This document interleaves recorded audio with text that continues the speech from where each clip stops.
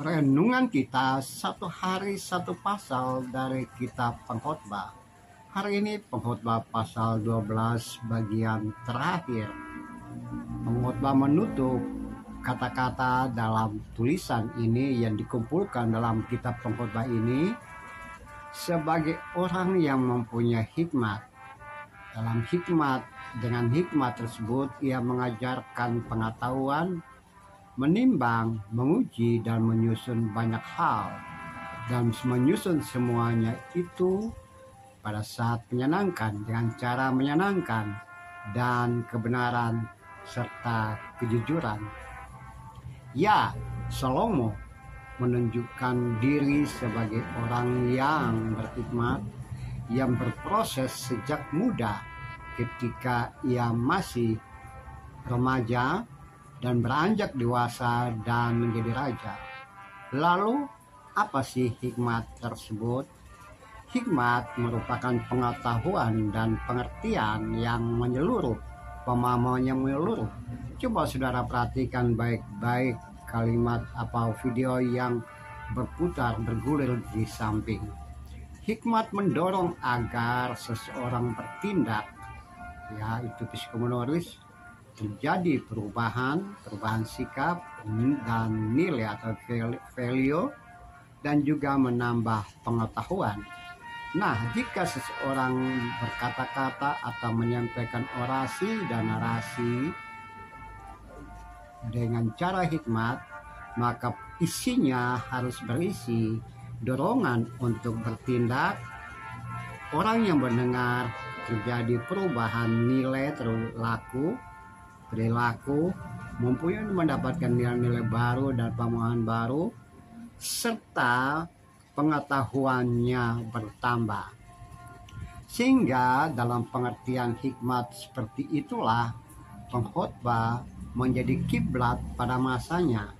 Pada masa ia masih muda, masih remaja, muda, dan juga ketika ia menjadi raja, ia menyusun semuanya, dan apa yang ia dapatkan itu ia bercerita ulang, ia tuturkan ulang, ia tulis untuk generasi penerus. Nah, dalam konteks seperti itulah ia mengungkapkan segala sesuatu. Coba saudara perhatikan dalam kitab Mazmur, kitab Ayub, ya, Mazmur, Mazmur, dan juga Amsal, dan juga pengkhotbah ini dan pengkhotbah ini. Kita perhatikan bahwa jika ada narasi atau puisi dari Salomo, atau merujuk kepada bersumber pada Salomo, maka selalu berhubungan dengan apa yang ia sebut hikmat. Hikmat dan utamanya adalah takut pada Allah, takut pada Tuhan, dan berpegang pada perintah-perintahnya.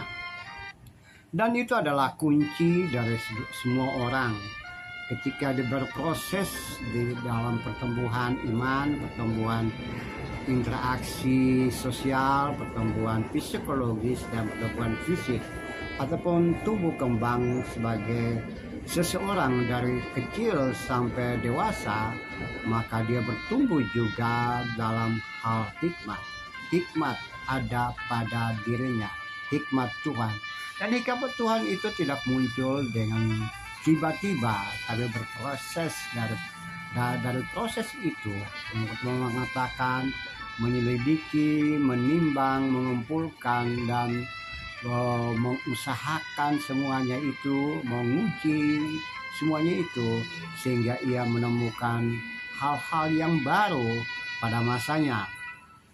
Saudara-saudara, orang yang punya hikmat tersebut tentu saja ia akan mengungkapkan kembali kepada sesamanya, dan jika seperti itu maka bisa menjadi kiblat di dalam banyak hal, dalam mencari nasihat, bimbingan, didikan, teladan, dan masih banyak hal yang lain.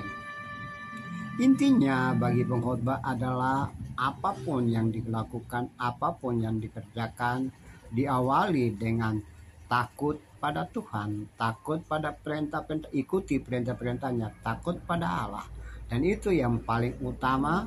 Kemudian beranjak di dalam proses hidup dan kehidupan, mengumpulkan, menyusun, dan menyelidiki, dan berupaya untuk menemukan hal-hal baru dalam hidup dan kehidupan, dan semuanya itu dijadikan suatu kumpulan pemahaman yang menyeluruh, dan disitulah terjadi apa yang disebut hikmat. Hikmat bukan sekedar tahu, tapi mengetahui banyak hal dan penyebab utama. Nah, dari situ juga kita bisa belajar pada konteks kekinian kita. Kita bisa saja berproses di dalam pendidikan formal maupun non-formal sebagai orang untuk mendapatkan pengetahuan, pemahaman, pengertian, dan masih banyak hal yang lain. Namun tidak selesai di situ.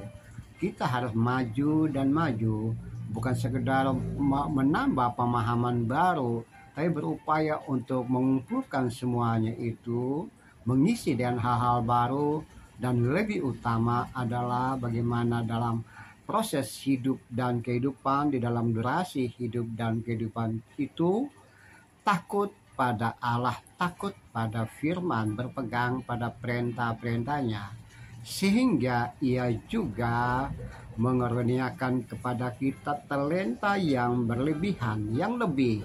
Kepintaran kita ia pakai dan dia gunakan agar kita mampu untuk menasihati orang lain, memberikan wawasan baru kepada orang lain, menunjukkan hikmat dari diri kita yang telah diproses oleh Allah kepada sesama kita, kepada orang lain.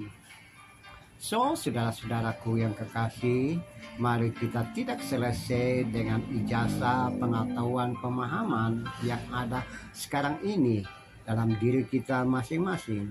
Tapi tambahkanlah itu semuanya itu, tambahkan semuanya itu dengan firman dan dengan dengaran pada Allah, pada firman Allah, agar betul-betul kita bukan sekedar tahu dan mengetahui, tapi kita bisa pahami dengan banyak hal, dan kita menjadi orang-orang yang mempunyai pemahaman yang holistik, yang menyeluruh, yang paripurna.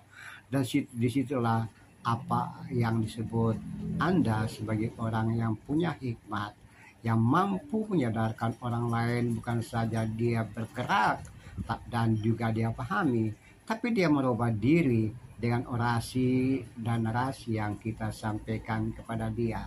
Mari belajar dan terus berproses untuk menjadi orang percaya yang penuh hikmat. Takut pada Tuhan adalah permulaan ilmu pengetahuan, dan itulah awal dari hikmat dalam dirimu dan diriku. Terpujilah Kristus, terpujilah Tuhan. Haleluya. Amin.